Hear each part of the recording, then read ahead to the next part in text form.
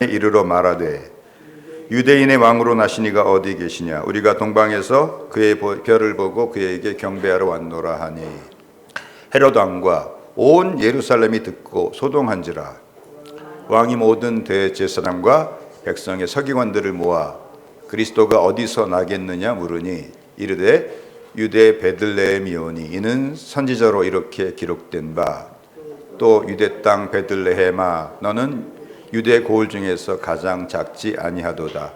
내게서 한 다스리는 자가 나와서 내 백성 이스라엘의 목자가 되리라 하였음이니이다. 이에 헤롯이 가만히 박사들을 불러 별이 나타난 때를 자세히 묻고 베들레헴으로 보내며 이르되 가서 아기에 대하여 자세히 알아보고 찾거든 내게 고하여 나도 가서 그에게 경배하게 하라. 박사들이 왕의 말을 듣고 갈새 공항에서 보던 그 별이 문득 앞서 인도해 가다가 여기 있는 곳 위에 머물러 서 있는지라. 그들이 별을 보고 매우 크게 기뻐하더라. 집에 들어가 아기와 그의 어머니 마리아가 함께 있는 것을 보고 엎드려 아기께 경배하고 보배합을 열어 황금과 유향과 모략을 예물로 드리니라. 그들은 꿈에 헤롯에게로 돌아가지 말라 지시하심을 받아 다른 길로 고국에 돌아가니라. 아멘. 오늘 말씀의 제목 같이 우리 외쳐보겠습니다. 예수 그리스도와 그의 별. 오늘 성탄주일이 아닌데 예수님의 탄생과 관련된 말씀을 전하는 것은 마태복음 연속 강해 설교를 하다 보니까 이제 오늘 그 순서입니다. 여기 보니까 그의 별이라고 그랬어요. 그러니까 누구의 별이 있어요? 예수님의 별이 있어요. 제가 그 청년 때 좋아했던 그 세상 노래이긴 하지만 복음 뭐라 그러죠? 폭송이라고 그러죠. 저 별은 나의 별, 저 별은 너의 별. 그런 노래 아세요? 저 별은 나의 별, 저 별은 너의 별. 이게 그런 사상이 고대 때부터 있었어요. 그래서 천문학자들이 이렇게 별을 관찰하면서 그 별이 떨어지는 것을 보면서 누가 죽었다, 큰 인물이 죽었다, 이제 그런 얘기를 하기도 했습니다. 자, 그렇다면 왜 하나님께서는 당신의 아들 예수 그리스도의 탄생을 한 찬란한 별이 나타나게 하심으로 알리셨을까요? 거기에 대해서 우리가 대답을 찾아보려고 합니다. 첫 번째는 이는 예수님이 이 땅에 오시는 그때가 가장 영적으로 캄캄한 때고 또 예수님께서 그 캄캄한 어둠을 밝히는 빛으로 오셨다는 것을 말씀하는 것입니다. 아멘. 별이 언제 보입니까? 밤에 보이죠. 그러면 낮에는 별이 없습니까? 낮에도 별이 있습니다. 하늘에 떠 있습니다. 왜 안 보여요? 햇볕이 너무 밝아서 안 보이는 것입니다. 그래서 저녁 무렵이면 이렇게 별이 보이기도 합니다. 어둑어둑해질 때는. 예수님이 오실 때가 얼마나 영적으로 캄캄한 때였으면은 하나님 약속하신 대로 메시아를 자기 땅, 자기 백성에게 보내셨는데 그 자기 백성이 영접하지 않고 도리어 이방인들의 손을 빌어가지고 십자가에 못 박아 죽였습니다. 이사야 선지자가 한 예언이 그들에게 응한 것입니다. 마태복음 13장 14절 15절을 보면은 이사야의 예언이 그들에게 이루어졌으니 일렀을 때 너희가 듣기는 들어도 깨닫지 못할 것이요 보기는 보아도 알지 못하리라. 이 백성들의 마음이 완악하여져서 그 귀는 듣기에 둔하고 눈은 감았으니 이는 눈으로 보고 귀로 듣고 마음으로 깨달아 돌이켜 내게 고침을 받을까 두려워함이라 하였느니라. 아멘. 우리가 신앙생활하면서 제일 두려워해야 할 것이 뭐냐면 우리 영의 눈이 어두워지는 것입니다. 사람들이 이단에 빠져요. 영의 눈이 어두워져서 분별을 할 수가 없기 때문에 그래요. 또 잘못된 사상에 깊이 빠지기도 합니다. 요새 아주 극단적인 두 가지를 제가 봅니다. 하나는 신천지라고 하는 이단이에요. 그 성경을 자기 멋대로 막 가르친 다음에 제일 마지막 단계가 뭐냐 하면 바로 그 보혜사, 이 메시아가 다시 오신다는 그 보혜사가 이만이다라고 하는 것을 인정하는 것이 그 교육 과정을 통과하는 마지막 문제예요. 근데 또 이념으로서, 이데올로기로서 김일성주의, 주체 사상이라고 하는 것이 있는데 제일 마지막이 뭔지 아세요? 그 훈련 과정에 김일성 수령님의 하시는 모든 말과 지시는 하나도 오류가 없다. 그걸 수령무호설이라고 합니다. 나는 교황무호설은 들어봤어도 수령무호설은 들어본 지가 얼마 안 돼요. 근데 그거를 내라고 대답을 해야지만 이제 그 주체사상 운동권에서 정식 멤버로 가입이 된다는 거예요. 아주 양극단이죠. 하나는 이단의 극단, 하나는 사상의 극단. 근데 사람들이 왜 그런 데 빠져요? 영안이 어두워져서 그래요. 영안이 밝아지시기를 우리 주님의 이름으로 축복합니다. 예수님이 처음 오실 때가 그렇게 영적으로 캄캄한 어두움의 시대였다고 하면 다시 오실 때도 그런 캄캄한 어두움의 시대가 될 것입니다. 특별히 여기 보면 영적인 지도자들이 타락한 것을 볼 수가 있습니다. 여기 이제 유대교의 지도자들인 대제사장과 서기관들이 메시아가 유대인 왕으로 오셨다는 소식을 듣고 어떻게 해요? 3절 보니까 헤롯 왕과 온 예루살렘이 듣고 소동한지라. 소동했다는 말은 당황스러워했다, 고통스러워했다, 그런 뜻이에요. 그러니까 메시아가 오는 게 반가워요, 안 반가워요? 머리로는 반갑다고 생각을 했는데 실제로는 마음으로는 반가워해요, 반가워하지 않아요? 전혀 반가워하지 않는 거예요. 그냥 자기들의 종교 권력을 누리고 사는 게 편한 거예요. 그러므로 우리가 저같이 영적인 지도자 위치에 있는 사람들만이 아니고 교회에서 직분이 높아지고 중해지고 또 그럴수록 우리는 정말로 영적으로 깨어서 근신해야 합니다. 왜냐하면 그렇지 않으면 우리 대적 마귀가 우는 사자처럼 삼킬자를 찾고 있기 때문입니다. 이 지구 종말 시계라고 하는 것이 있습니다. 원래 이름은 운명의 날 시계인데 미국의 핵 물리학자들이 이제 핵 전쟁으로 지구가 멸망하는 날을 밤 12시로 가정을 해놓고 이제 1947년에 자정 7분 전으로 출발했어요. 그러다가 제일 가까이 자정에 갔을 때가 소련이 수소폭탄을 개발해가지고 미소가 전부 다 수소폭탄을 가지게 되었을 때가 자정 2분 전으로 제일 어두웠을 때입니다. 근데 지금 요새 북핵 문제로 시끄럽죠? 지금 몇인지 아세요? 그 시계로 자정에서 2분 30초 전이랍니다. 그 정도로 지금 전 세계에서는 우리나라의 북핵 문제를 아주 위기로 여기고 있습니다. 또한 이런 것들은 영적으로도 이 세계가 아주 캄캄한 그런 시대라는 것을 우리에게 말씀해 주고 있습니다. 우리는 이 시대가 어두워지고 캄캄해질수록 영원한 빛이 되시는 예수님께로 나아가야 합니다. 아멘. 오직 예수님 안에만 빛이 있습니다. 예수님 안에만 빛이 있습니다. 그 빛은 우리를 하나님께로 가는 방향이 되시고 또 진리의 길로 인도하시고 생명의 길로 인도하십니다. 우리가 밤하늘의 별을 보면은 방향을 찾을 수가 있습니다. 제가 초등학교 다닐 때 이제 밤에 길을 잃었을 때 방향을 찾는 법을 배웠습니다. 먼저 국자 모양으로 생긴 북두칠성을 이렇게 찾아요. 그래가지고 북두칠성 제일 끝에 있는 별 2개 이렇게 생겼겠죠? 이 2개의 5배를 재요. 그러면 거기 있는 별이 뭐예요? 그게 북극성이에요. 정북을 가리키는 거예요. 그러면 어떻게 하면 돼요? 여기가 북쪽이면은 내 오른쪽은 동쪽이고 왼쪽은 서쪽이고 뒤쪽은 남쪽이 되는 거예요. 이런 방식으로 우리나라에 침투했던 1968년도에 침투했던 북한의 무장 공비들이 많은 사람들이 살아서 북한으로 이제 도망갔던 것을 우리가 봅니다. 그러므로 우리가 험준한 산이나 밤에 길을 잃었을 때 가장 중요한 것이 하늘의 별을 보는 거예요. 우리의 별이 누구가 됐어요?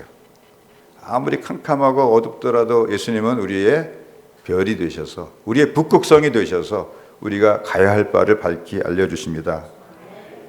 지금을 포스트 모더니즘 시대, 후기 현대주의 시대라고 합니다. 이 포스트 모더니즘, 현대를 넘어서 이 현대를 넘어선 시대예요.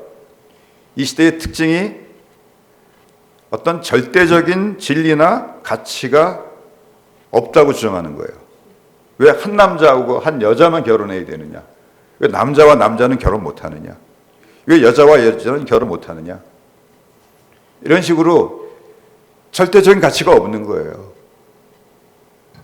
모든 것이 상대화되어 버리는 그런 시대가 된 것입니다. 성경으로 표현하자면 사사기 21장 25절의 말씀처럼 되는 것입니다. 그때 이스라엘에 왕이 없으므로 사람이 각기 그 소견에 오른 대로 행하였더라. 이 사람은 자기 생각대로, 이 사람은 자기 생각대로. 그럼 사회가 어떻게 되겠어요? 대혼란이죠. 대혼란이죠.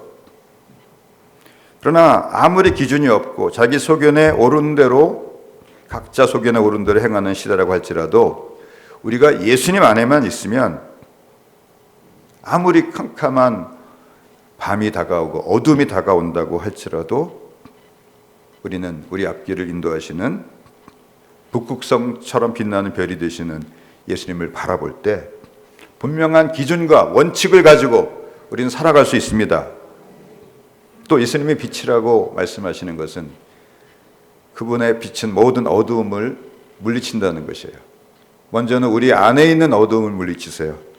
우리 안에 어떤 어둠이 있어요?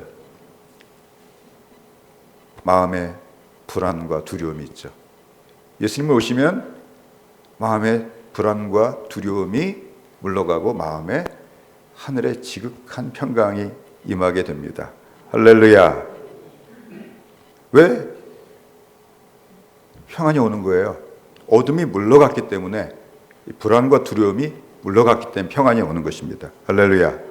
또 마음의 슬픔과 우울과 패배감, 좌절감, 또 때로는 모든 상처까지 그 빛이 올 때 그 빛에는 치료의 능력이 있어서 우리를 깨끗하게 치료해 주십니다. 아멘. 두 번째로 예수님이 탄생하실 때 그의 별이 나타난 것은 온 우주가 예수 그리스도의 탄생을 중심으로 움직이고 있다는 것을 말씀하고 있습니다. 주님의 탄생 시에 다른 별이 아니고 그의 별이 나타난 것은 더 그 의미를 잘 선포하고 있습니다.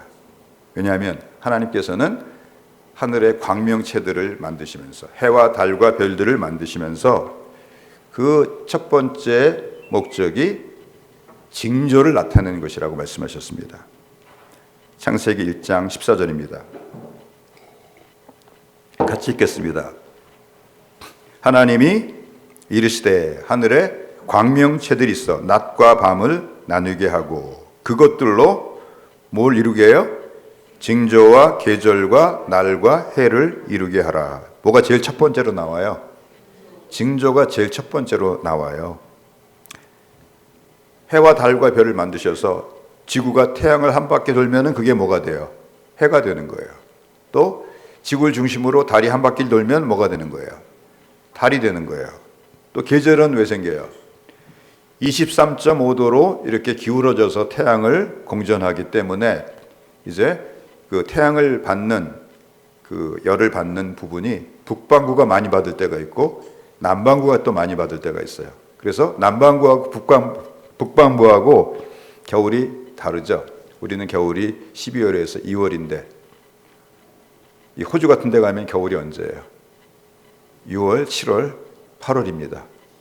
우리 가장 더울 때 호주에 한번 다녀올 수 있게 되기를 축복합니다. 아멘 하세요. 혹시 갈 길이 열지 어떻게 알겠어요? 하나님이 도와주시면 뭐 무슨 일을 못 하겠습니까? 그리고 참 감사한 것은 지구가 지금보다 조금만 태양으로 가까이 가면은 우리가 다 어떻게 될까요? 다 타 죽어요. 더워 죽는 게 아니고 타 죽어요. 조금만 더 떨어지면 어떻게 될까요? 다 얼어 죽지요.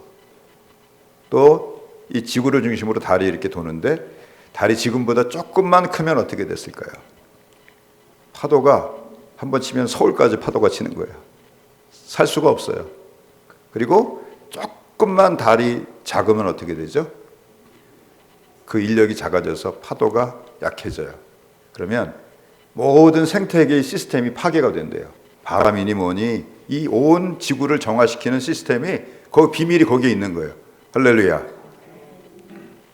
그래서 계절이 생깁니다. 그리고 또 징조가 생기죠. 징조 중에서 우리가 제일 쉽게 볼 수 있는 징조가 일식과 월식이라는 징조입니다. 일식과 월식이 어떻게 생겨요? 여기 지구가 있고 여기 태양이 있어요. 여기 뭐가 있어요? 달이 있어요. 그러면 달이 쫙 가다가 태양을 딱 가리면은 이게 뭐가 되는 거예요? 이게 일식이 되는 거죠. 갑자기 그냥 낮인데 그냥 밤처럼 깜깜해지는 그런 개기 일식이 이제 생겨나게 되는 것입니다. 자, 그런데 이게 가능하려면은 어떤 일이 있어야 되는지 아세요? 지구하고 달하고 태양이 같은 평면에 있어야 돼요. 무슨 말씀인지 아세요? 같은 평면에 있어야 돼요. 그리고 달의 크기가 딱 태양을 가릴 만큼의 크기가 돼야 돼요. 근데 이게 어떻게 가능하냐면 지구에서 달의 거리보다도 지구에서 태양의 거리가 400배인데 달의 지름보다 태양의 지름이 400배예요.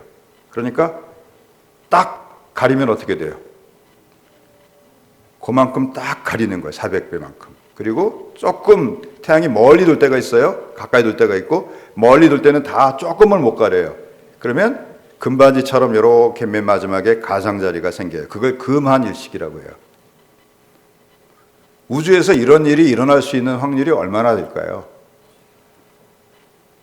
저는 거의 0%라고 생각을 합니다. 그런데 진화론을 믿는 사람들이 아직도 우주가 우연히 생겨났다고 하는 참 어리석은 주장들을 하고 있습니다. 이렇게 일식과 월식을 통해서도 하나님은 징조를 나타내세요. 그래서 예전에는 갑자기 일식이 나타나서 낮에 해가 어두워지면 왕들이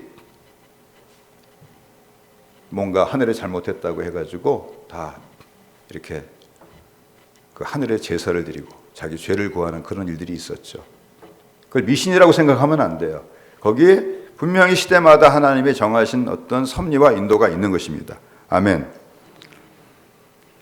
그렇지만 이 일식이나 월식보다도 가장 큰 최고의 징조는 바로 무슨 징조예요? 메시아가 이 땅에 오실 징조예요. 근데 그 징조를 하나님은 한 별을 통해서 보이시기로 작정하시고 이 넷째 날 하늘의 해와 달과 별들을 창조하실 때 누구의 별도 창조하셨어요? 예수님의 별을 창조하셨어요. 할렐루야. 이 발람 선지자도 성령의 감동으로 야곱에게서 한 별이 나타날 것이라고 예언했습니다. 메시아의 탄생에 대한 약속입니다. 민수기 16장 16절 17절에 보니까 하나님의 말씀을 듣는 자가 말하며 지극히 높으신 자의 지식을 아는 자, 전능자의 환상을 보는 자, 엎드려서 눈을 뜬 자가 말하기를 내가 그를 보아도 이때 일이 아니며 내가 그를 바라보아도 가까운 일이 아니로다.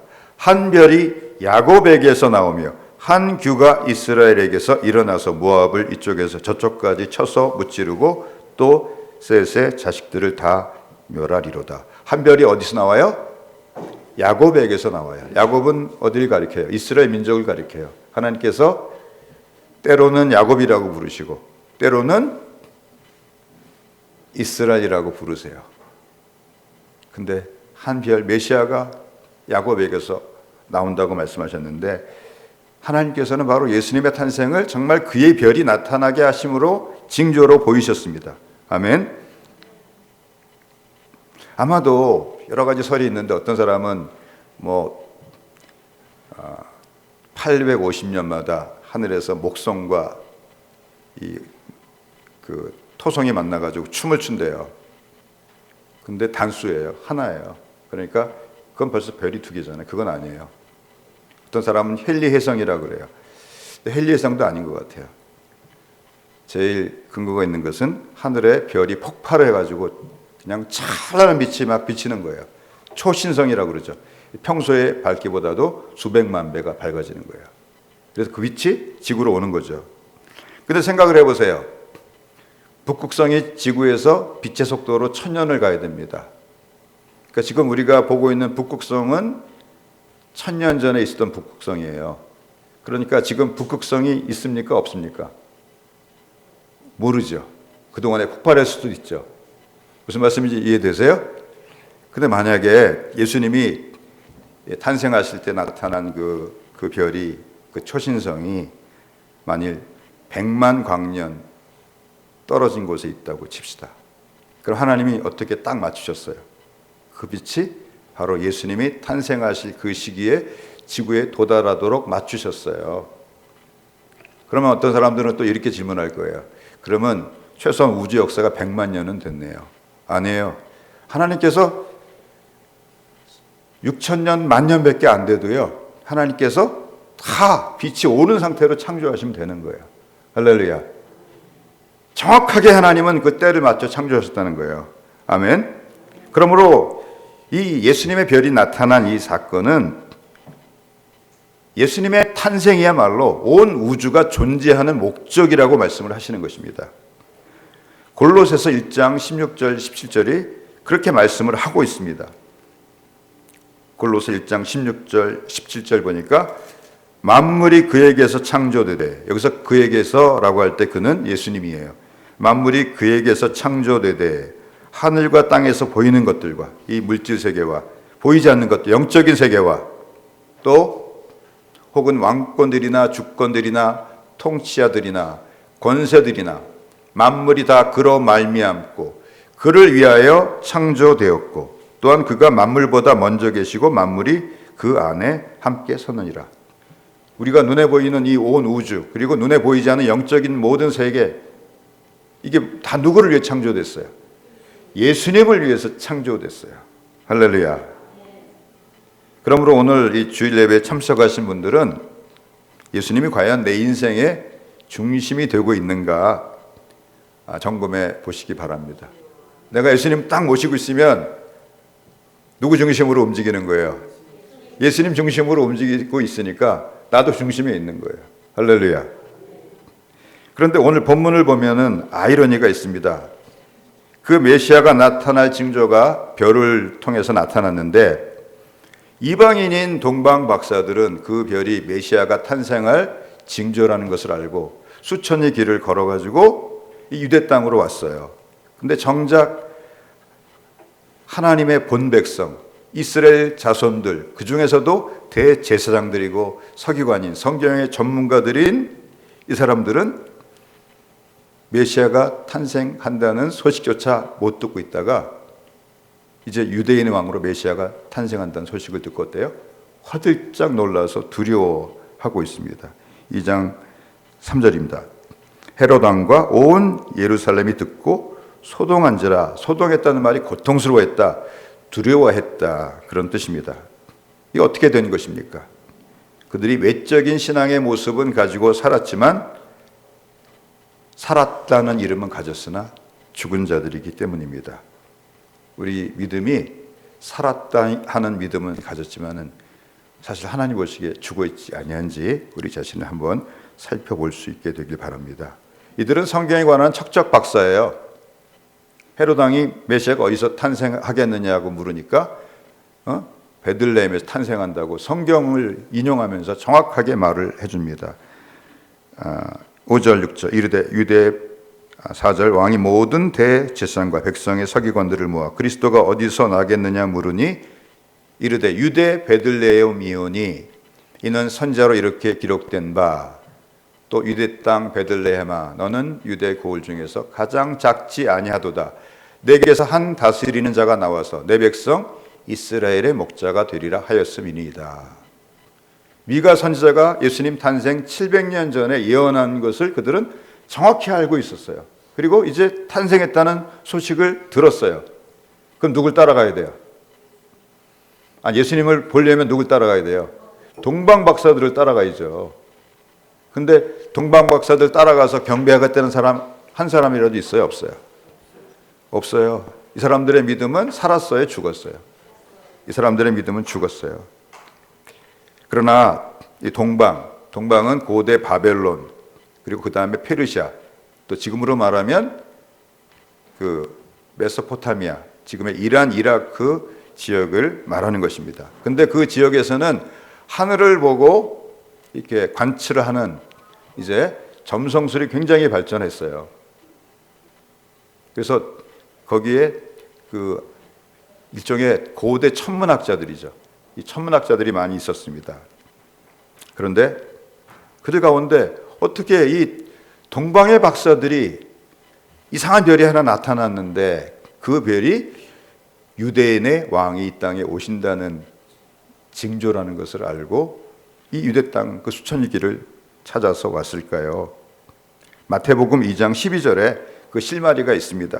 2장 12절, 그들은 꿈에 헤롯에게로 돌아가지 말라 지시하심을 받아 다른 길로 고국에 돌아가니라.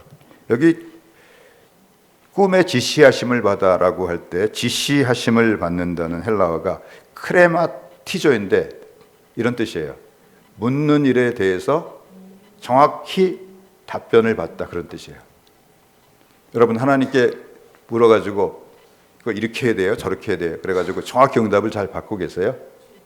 그렇게 하시기를 바랍니다. 그러니까 저는 다른 응답은 하여튼 다른 응답도 받지만 저는 제일 많이 받는 게 하나님 말씀 잘 모를 때, 하나님 이거 무슨 뜻이에요? 그러면 그거는 참 잘 가르쳐 주세요. 근데 또 다른 문제들은 더 열심히 기도해야 돼요. 할렐루야. 근데 이 사람들은 어떤 사람들이에요? 하나님이 경건한 사람의 기도는 들으시고 교만한 자의 기도는 물리치신다 그랬어요. 그러니까 이 사람들 속에 하나님을 경외하고 메시아를 소망하는 신앙이 들어간 거예요. 저는 주변에 기도를 많이 하는 사람들을 알고 있는데 그들 중에서도 정확히 자기가 문의한 일에 대해서 응답을 정확히 받은 사람들이 그렇게 많지 않아요. 근데 이 동방의 박사들은 자기가 문의한 일에 대해서 하나님께로부터 정확한 답변을 받았어요. 어떤 사람들이기 때문에? 하나님을 경외하는 참 믿음의 사람들이기 때문에. 할렐루야. 어떻게 된 걸까요? 바로 그 땅에 포로로 잡혀왔던 유대인들이 이제 바벨론 포로로 잡혀와서 70년 동안 살다가 몇만 명이 돌아가는데 더 많은 사람들이 그 땅에 그냥 남아 있었어요. 그래서 그들을 통해서 유대교 신앙이 계속 전파가 되는 거예요. 더군다나 하나님께서는 당신의 살아계심을 나타내셨어요. 어떤 방식으로 나타내셨어요? 이제 사드락, 메삭, 아벳느고에게 그 금신상을 만들고 거기에 절하라. 느부갓네살 왕이 명령하는데 우리는 그렇게 할 수 없습니다. 하나님이 우리를 능히 살려주실 것이지만은 그리 아니하실지라도 우리는 그 우상에게 절하지 않을 것입니다. 그러니까 느부갓네살 왕이 노해가지고 평소보다 풀무불을 7배나 뜨겁게 해서 거기 던지죠. 얼마나 뜨거운지 옆에서 겨드랑이 붙잡고 던지러 간 사람들이 먼저 타 죽었어요. 그리고 떨어졌는데 보니까 3사람이 떨어졌는데 4사람이 있어요. 인자같이 생긴 분이. 누구예요?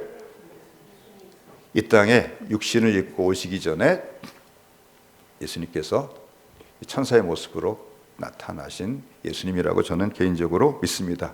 물론 그냥 천사일 수도 있어요. 그래서 어떻게 됐어요?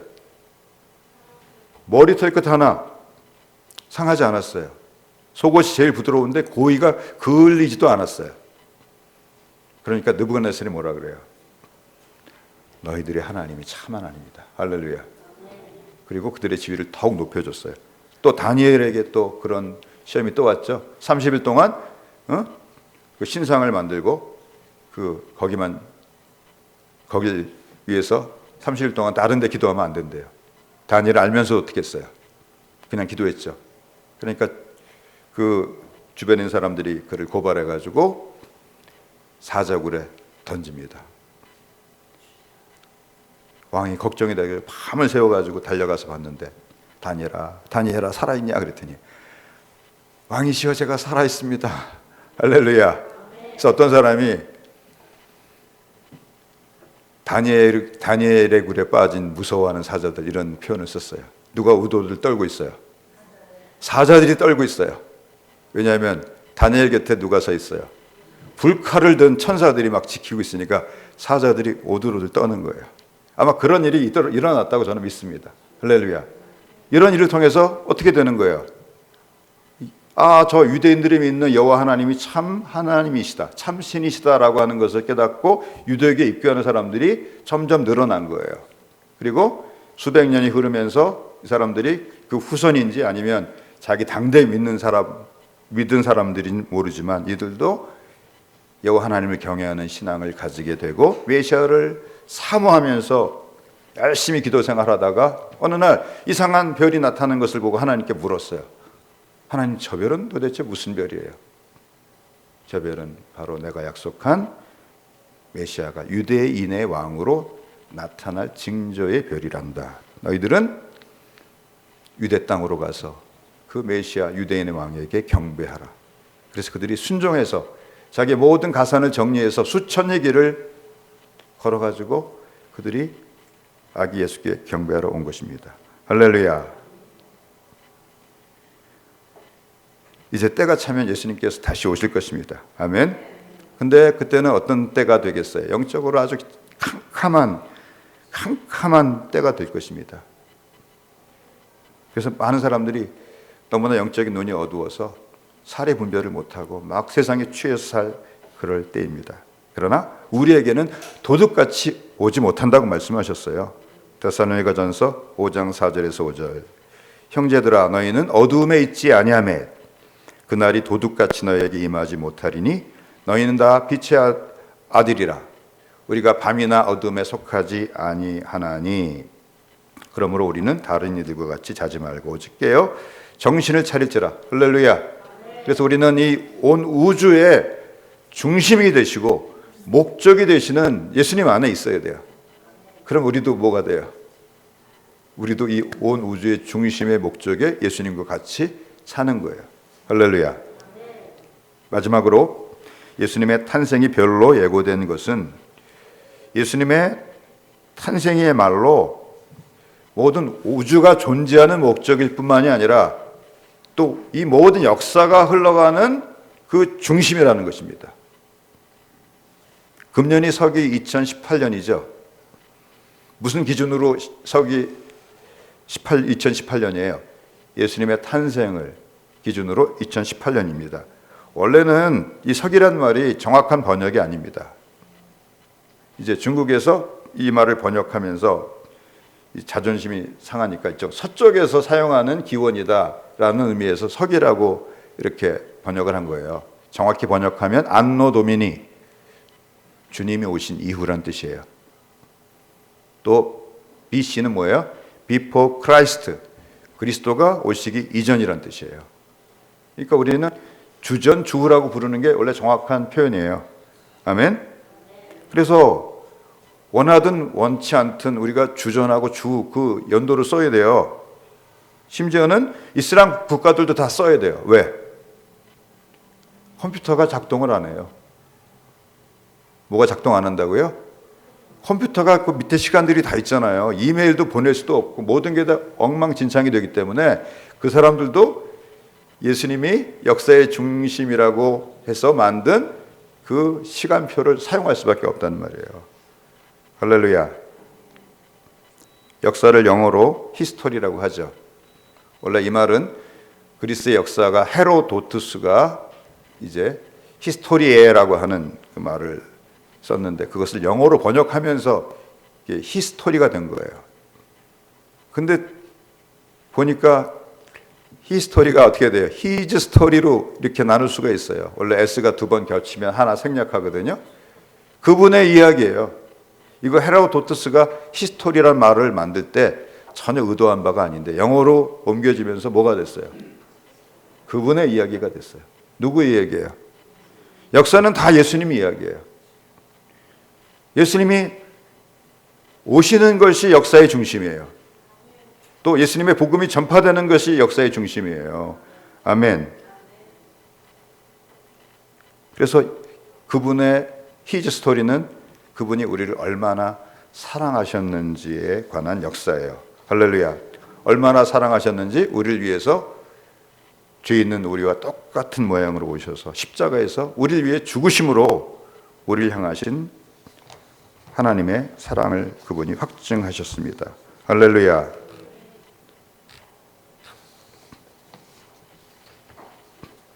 그래서 로마서 5장 7절에서 8절에 이렇게 말을 하고 있습니다. 의인을 위하여 죽은 자가 쉽지 않고 선인을 위하여 용감히 죽는 자가 혹 있거니와 우리가 아직 죄인 되었을 때 그리스도께서 우리를 위하여 죽으심으로 우리를 향한 사랑을 확증하셨느니라. 할렐루야. 하나님이 나를 사랑하시는지 안 사랑하시는지, 예수님이 나를 사랑하시는지 안 사랑하시는지 어딜 보면 알 수 있어요. 십자가를 보면 알 수 있어요. 나 너희들 죽도록 사랑해. 죽도록 사랑해. 그렇게 말씀하시는 것입니다. 내가 사랑하는 것, 내가 생각하는 것보다 더 많이 사랑하세요. 제가 지난 주간에 세미나를 가면서 거기서 참 은혜 받은 말이 있어요. 그게 뭐냐면 당신은 당신이 생각하는 사람, 당신이 생각하는 나쁜 놈인 것보다 훨씬 나쁜 놈이래요. 내가 참 공감을 했어요. 따라서 해봅시다. 이 공감이 안 되시면 안 되는데 공감이 되신 분들 한번 따라서 해보세요. 나는 내가 생각하는 것보다 훨씬 나쁜 사람이다. 원래는 나쁜 놈이라 그래야 돼요. 근데도 한번 우리를 사랑하시면 어떻게 하세요? 끝까지 사랑하신대요. 그게 우리 소망이죠.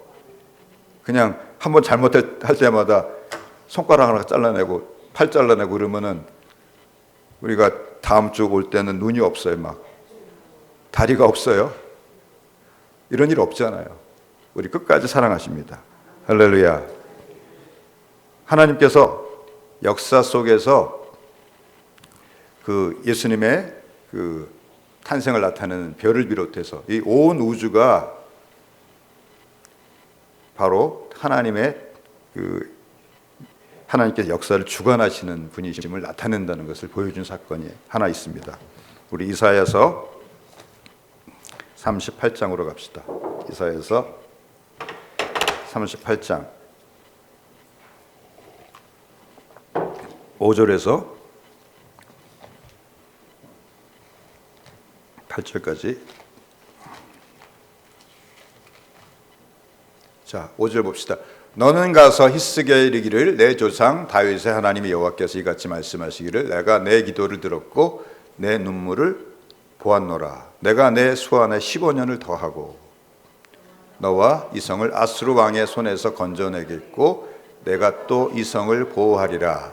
이는 여호와께로서 말미암는 너를 위한 징조이니 곧 여호와께서 하신 말씀을 그가 이루신다는 증거이니라. 보라, 아하스의 해 시계에 나아갔던 해 그림자를 뒤로 십도를 물러가게 하리라 하셨다 하라 하시더니 이에 해 시계에 나아갔던 해의 그림자가 십도를 물러가니라.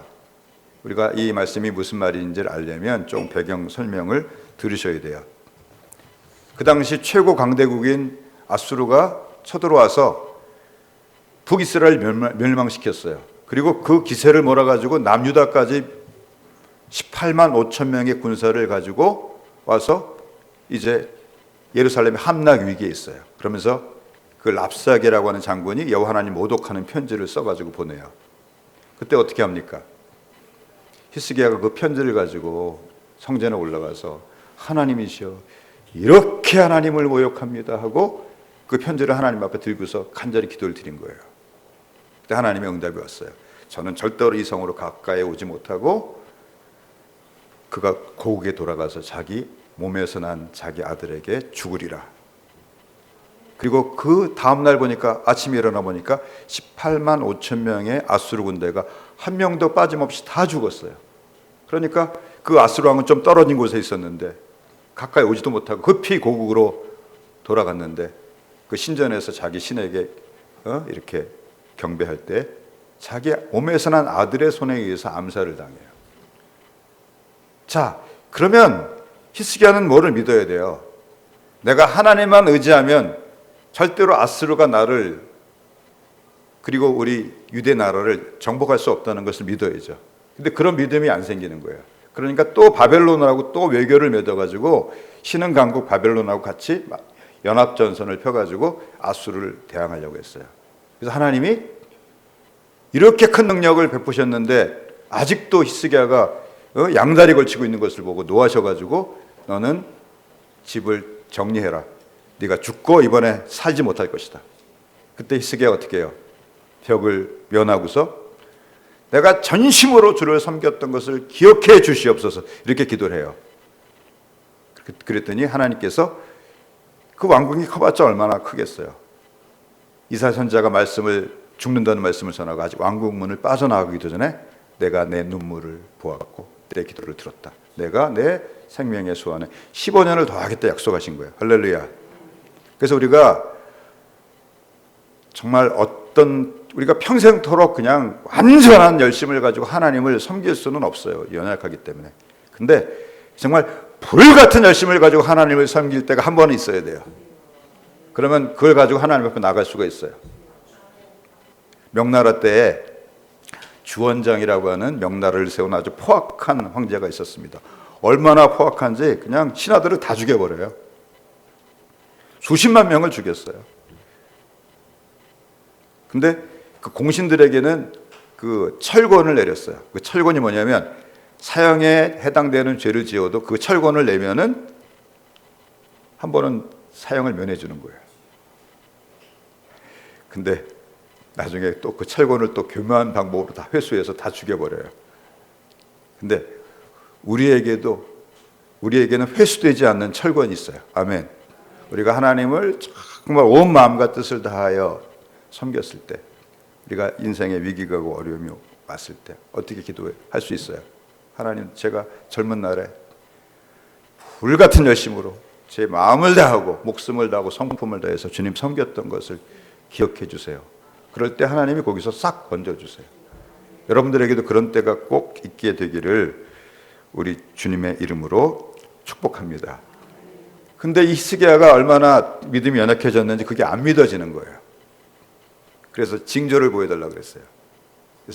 그래서 하나님께서 그 해 시계가 있는데 해 그림자가 10도만큼 앞으로 나가게 해주겠다 그랬어요. 그랬더니 히스기야가 뭐라 그러냐면 앞으로 나가는 것은 쉬우니까 뒤로 물러가게 하소서.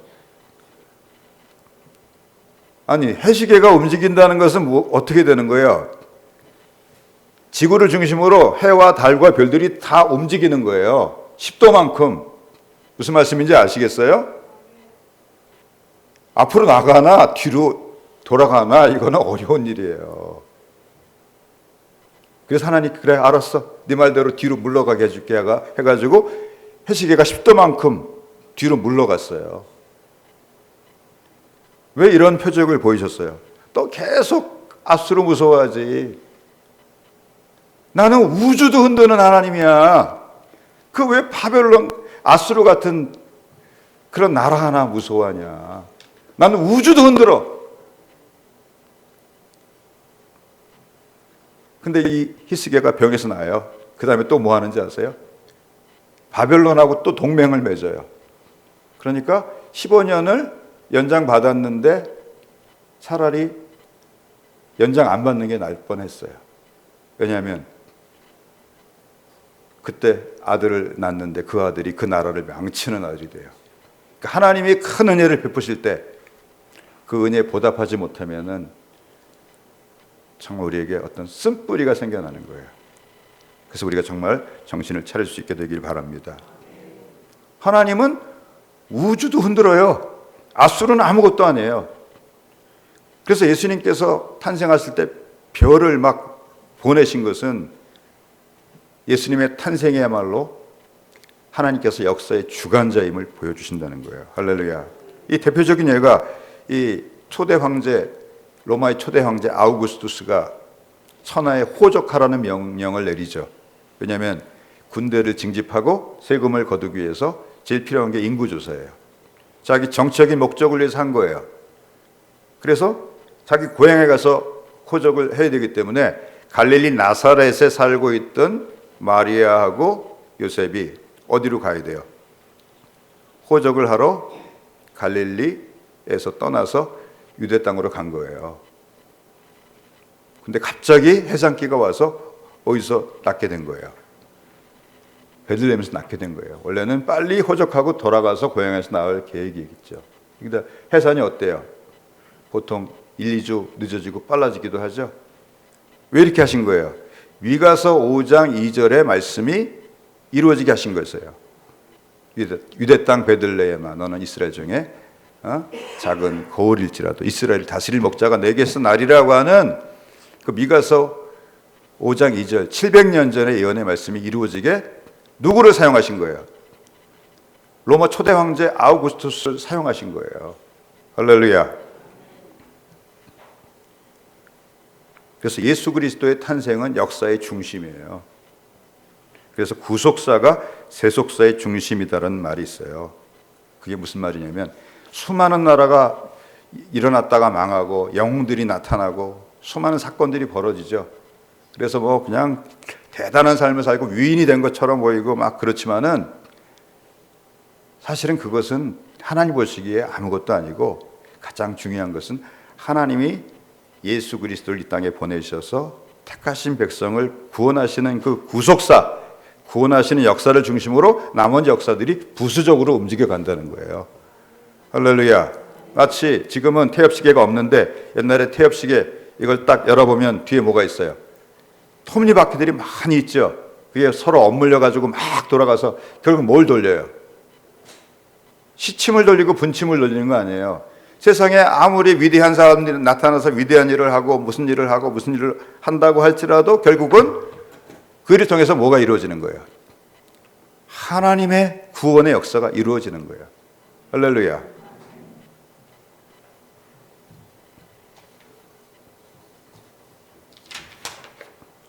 오늘 이 주일 이 시간에도 많은 모임들이 있을 것입니다. 식사 모임도 있고 또 생일잔치도 있을 것이고 이 시간에 골프 치는 분들도 계실 것이고 또 데이트하는 연인들도 있을 것입니다.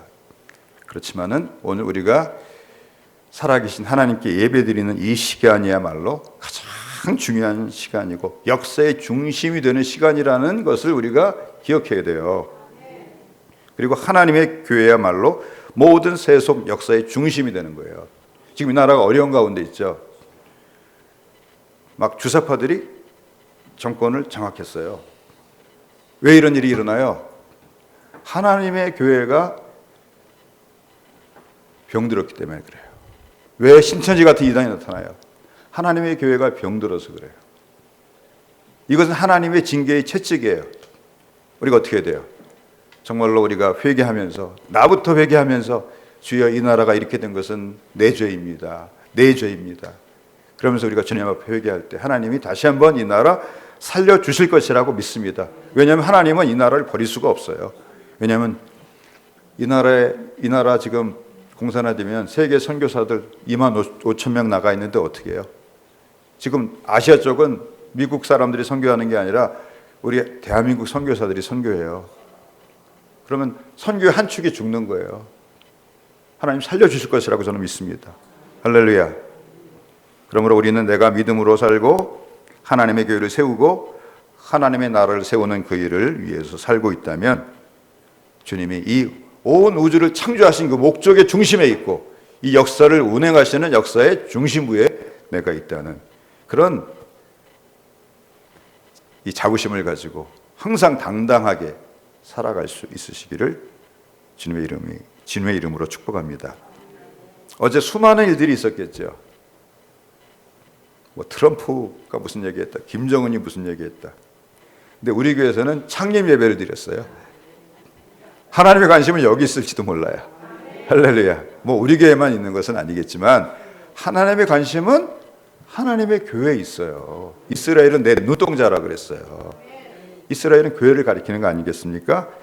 우리가 그런 마음을 가지고 항상 당당하게 살아가는 우리 모두가 되기를 우리 주님의 이름으로 축복합니다.